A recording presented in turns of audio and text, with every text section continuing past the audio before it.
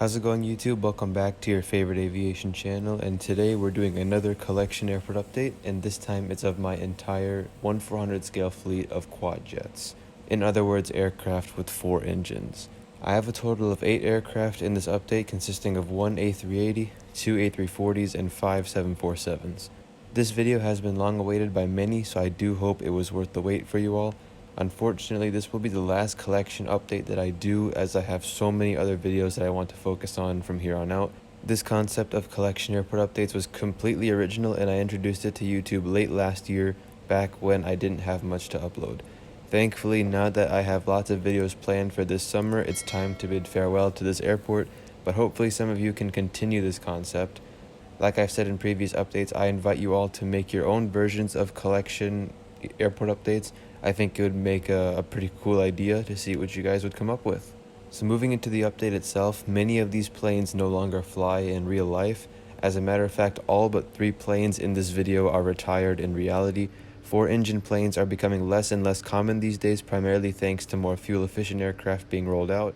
And whenever airlines are presented with opportunities to save money, they of course will jump on those opportunities. Hence, most of these airlines you'll see in this update have retired most, if not all, of their 4-engine planes in favor of more efficient airplanes. Here's the first aircraft of the video, the legendary British Airways Oneworld livery Boeing 747-400, which is getting ready for the flight back to London Heathrow.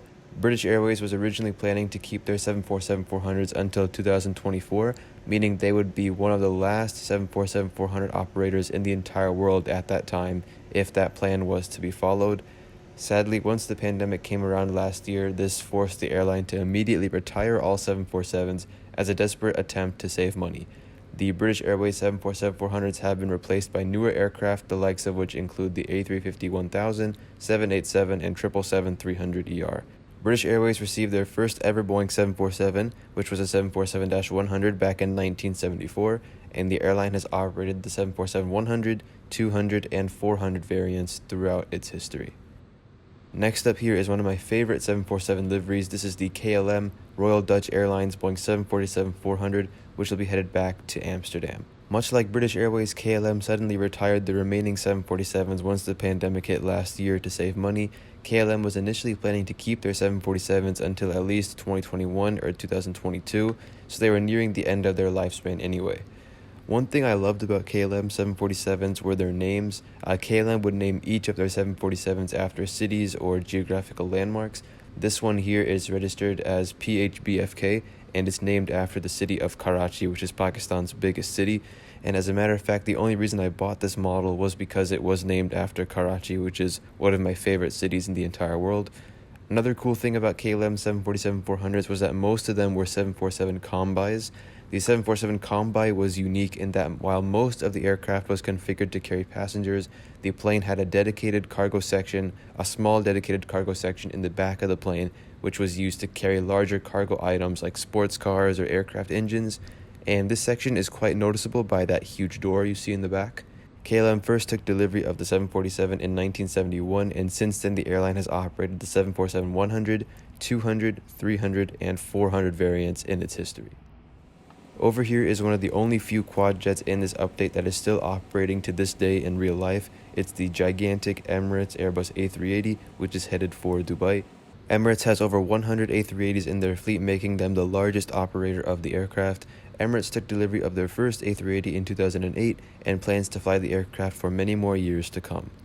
The A380 has quickly fallen out of favor across many of the world's airlines, with carriers like Air France, Lufthansa, Qatar Airways, Malaysia Airlines, and even neighboring Etihad Airways, who have all announced retirement of their A380s. The A380 was just too big of an aircraft and very expensive to operate, and the pandemic definitely made that very clear. I'm very glad Emirates is keeping their A380s for many more years to come, because honestly, there is simply nothing like the A380.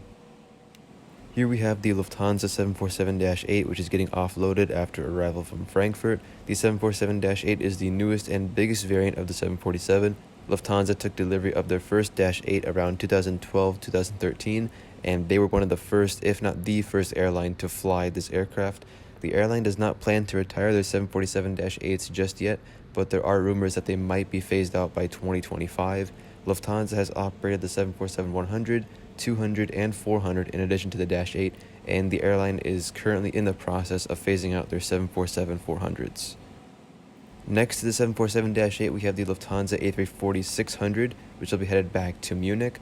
The A340-600 was the longest passenger plane in the world from about 2003 till about 2011. That's when the 747-8 was rolled out. One notable feature of Lufthansa's A340-600s was that they had a section on the lower deck of the aircraft dedicated to bathrooms.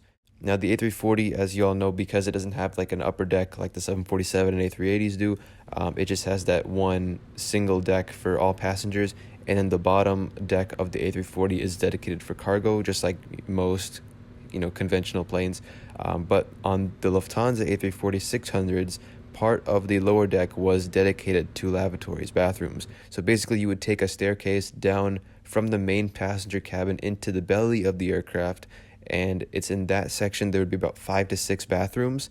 And this lower deck bathroom area, this was a feature unique just to the Lufthansa A340-600. Lufthansa began operating the A340-600 in 2003, and unfortunately, once the pandemic hit in 2020, the airline parked all of its A340-600s until further notice. And sadly, shortly after grounding the 600s due to the pandemic, Lufthansa announced that they will not bring them back into service, and as of now, all of the Lufthansa A340-600s are pending retirement, and they're all grounded. I'm assuming they've all been retired from the fleet at this point. Thankfully, Lufthansa still has quite a few A340-300s, which ironically, they are slightly older than the 600s, but thankfully they are scheduled to continue flying for a few more years. Next here we have the United 747-400 that is getting prepared for a flight up to Chicago. United took delivery of their first 747 back in 1970, and the airline has operated the 747-100, 200, SP, and 400 variants in its history. United retired their Boeing 747-400s in 2017, and the plane has since been replaced by newer aircraft like the 777-300ER and Boeing 787s. I really miss seeing these in Chicago. I mean, O'Hare was a 747-400 base for United around 2015-2016, so you'd always see these jumbo jets flying to places like Tokyo, Shanghai, and Beijing. Now moving on to the remote bays, here we have a Kalita Air Boeing 747-400 freighter, which is headed to Orlando. Really not much to say here for once. Kalita Air and many other airlines, they will be flying 747s for many more years to come. So while the 747 has fallen out of favor and while it is being phased out of many passenger airline fleets, it will still be around for many more years to come with cargo airlines because it just has a lot of cargo space, and it's just honestly almost a really perfect aircraft for cargo. So you'll see many airlines around the world continuing to fly the 747 freighters for the next 10, maybe even 20 years. You never know. And the last aircraft of the update here is the Etihad A340600 in the Abu Dhabi Formula 1 Grand Prix livery, which theoretically it would be headed back to Abu Dhabi if it were all in one piece. Honestly, this model is an absolute meme. I bought it broken, and since then it's remained broken. Pretty much any piece you can think of on this model has at some point broken off. Sadly, the model is now missing its nose gear and left stabilizer, and it's sadly going to stay that way.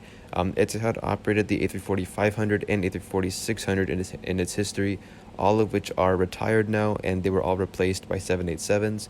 The A340, while it was once a common long-haul aircraft, it was a real gas guzzler, and airlines really did not like having to pay so much for fuel because these planes, they really took on a lot of fuel, and as such, most A340s have been phased out from airline fleets, and many of them were quite young planes. In fact, Etihad's youngest A340 was only 11 years old at the time of retirement.